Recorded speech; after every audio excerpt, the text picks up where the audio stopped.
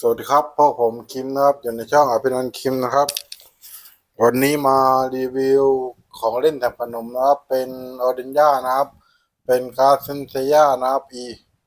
พาร์ทสองนะครับมีทั้งหมด44แบบนะครับแบบเป็นทั้งหมดนะครับแบบธรรมดานะครับมาดูกันนะครับมีหน้าหนึ่งนะครับใบเล็กนะครับ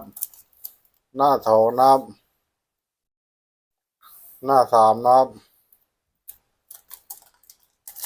หน้าสี่นะครับหน้าห้านะครับ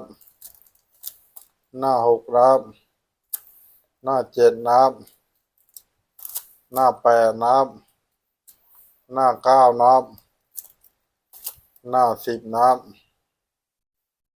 หน้า11นะครับหน้า11หน้านะครับนี่แหละหลังการ์ดตัวนี้นะครับขอบคุณครับ